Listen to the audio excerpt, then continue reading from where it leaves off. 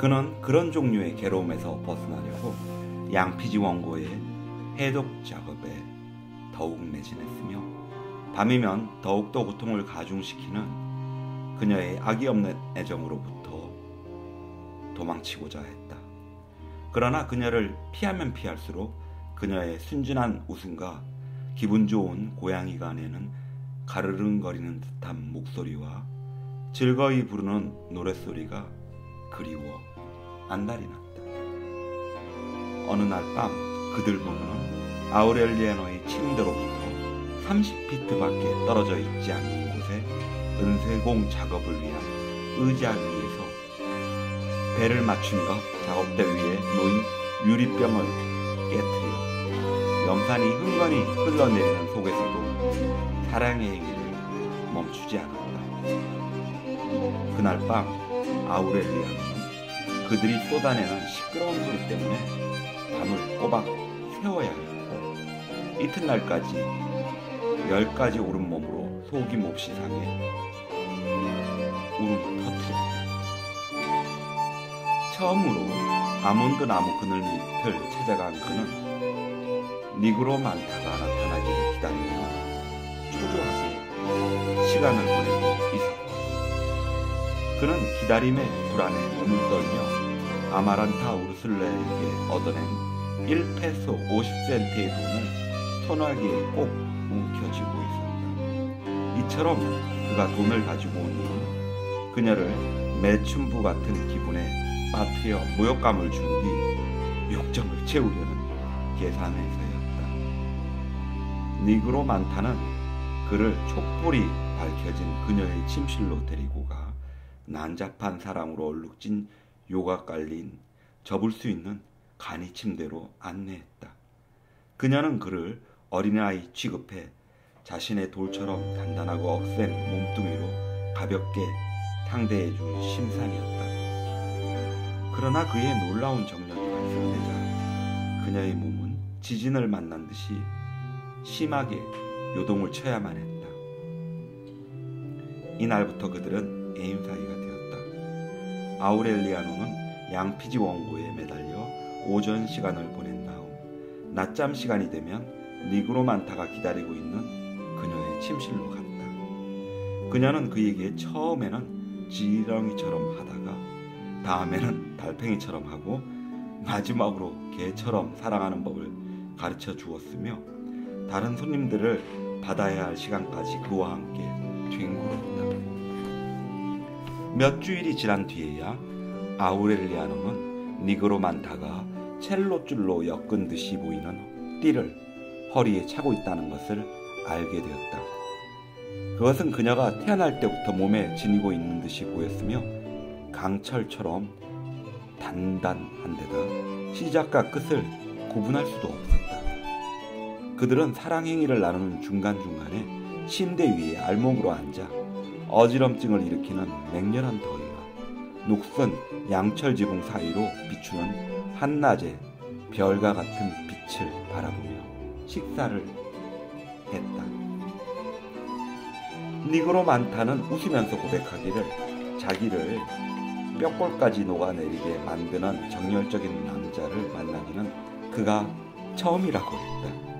아우렐리아노 역시 그녀에게 고백하기를 아마란타 우르슬라를 향한 뜨거운 욕망을 다른 여자에게 대신 풀어보려고 해도 잘 되지 않으며 사랑의 경험이 늘어갈수록 그녀를 향한 마음의 괴로움이 심해질 뿐이라고 말했다.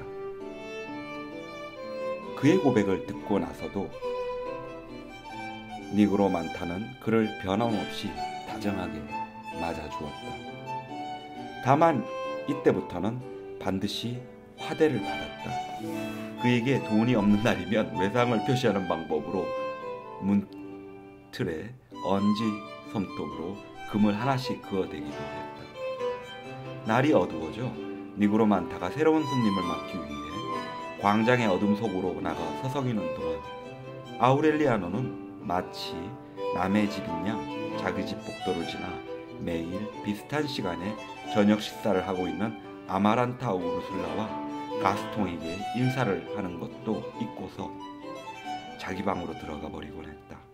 그리고는 밤새도록 들려오는 그들의 속삭임과 웃음소리, 성교에 들어가기에 앞선 애무와 장난이 만들어내는 행복에 겨운 시끄러운 소리에 신경이 곤두서 글을 읽고 쓰는 것은 물론이고 생각조차 집중할 수가 없었다. 가스통이 비행기에 도착을 기다리기 시작한 때부터 2년 전 아우렐리아는 이렇게 살아가고 있었다. 어느 날 오후 그는 카탈로니아 학자의 서점으로 갔다가 4명의 청년들이 중세에 사용되던 바퀴벌레 구제 방법을 놓고 언쟁을 벌이고 있는 것을 보았다. 그러자 서점 주인은 존경스러운 베다 많이 읽었던 책에 관심을 보였던 아우렐리언의 식견을 알고 있었으므로 아버지가 아들에게 권유하듯 논쟁에 가담하라고 부추겼다. 아우렐리아노는 일말의 말썽림도 없이 지상에 존재하는 모든 날개 달린 곤충 가운데 가장 오래전에 출현한 곤충인 바퀴벌레는 구약 성서에서부터 사람들의 발에 짓밟히는 순환의 역사를 기록하고 있지만 봉사를 바른 토마토 조각으로부터 설탕을 섞은 밀가루에 이르기까지 수많은 퇴치법에도 살아남을 수 있는 강인한 생명력을 지니고 있다고 설명했다. 그는 계속 덧붙이기를 1603종류나 되는 이 곤충은 인간이 그들 자신을 포함한 모든 생물에게 가한 집요하고 잔인한 온갖 사육법을 훌륭히 감당해냈으며 그러나 인간만큼은 여전히 확고한 의지와 생존 본능을 뛰어넘는 잔인함을 동원해 바퀴벌레를 말살시킬 가능성이 있으므로 그 곤충은 어둠 속으로 숨어들어 인간의 무차별적인 잔인함의 손길을 벗어나 종족 보존을 해왔던 것인데 그것은 인간이 본능적으로 어둠을 두려워하듯 약점을 10분 이용한 것이라고 말했다.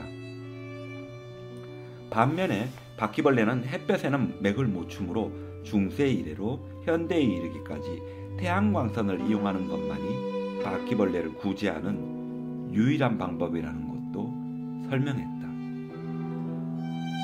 그의 이와 같은 해박함이 그들과의 운명적인 우정에 단서를 제공했다. 이때부터 아우렐리아노는 그의 일생을 통틀어 최초이자 최후의 친구가 된 알바로, 헤르만, 알폰소, 가브리엘과 저녁 시간을 토론으로 보냈다. 책과 폐쇄적인 생활 사이만을 왔다 갔다 하던 아우렐리아노에게 오후에 서점에서 시작하여 새벽에 사창가에서 끝을 맺는 소란스러운 모임은 일종의 경위로 여겨졌다. 이렇게 흥청거리던 어느 날 밤 아우렐리아노는 지금까지 생각조차 해본 적이 없는 문학이라는 것이 인간을 우롱하기 위해 고안된 가장 멋진 도구라는 알보레 전해에 신선한 충격을 받았다.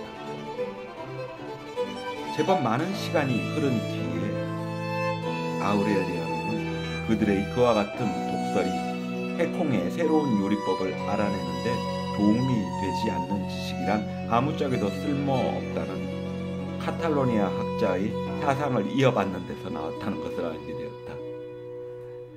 아우렐리아노가 바퀴벌레의 구제법에 대해 일장 연설을 한 날 오후에도 그들의 논쟁은 마콘도의 변두리에 있는 굶어 죽지 않으려고 몸을 파는 여자들이 모여있는 사창골까지 이어졌다.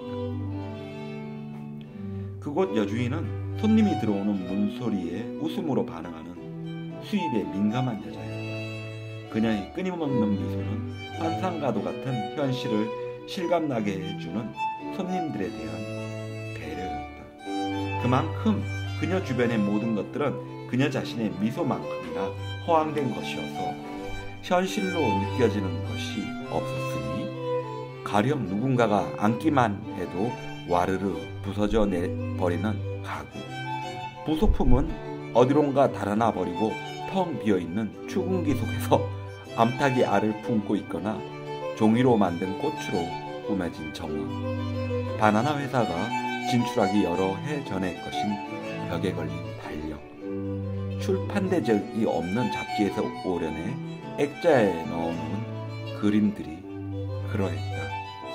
또한 포주가 손님이 왔다고 알려야만 부근 어디에선가 나타나는 창녀들조차 비현실의 세계를 넘나드는 것 같이 보였다. 그들의 꽃무늬가 새겨진 5년 전의 옷을 입고 나타나 아무런 인사도 없이 옷을 입고 있을 때나 조금도 차이가 나지 않은 무표정한 얼굴로 옷을 벗고는 절정의 순간이 다다랐을 때에만 아이고 천장이 무너지는 것 같아 라고 괴성을 질러댈 뿐이었다. 그리고는 1패스 50센트의 화대를 받는 즉시 포주가 파는 빵과 치즈를 사는데 몽땅 써버렸다. 이럴 때 이 포주는 의미심장한 미소를 짓게 마련이었는데 그 치즈가 가짜라는 것을 자신만이 아는 까닭이었다.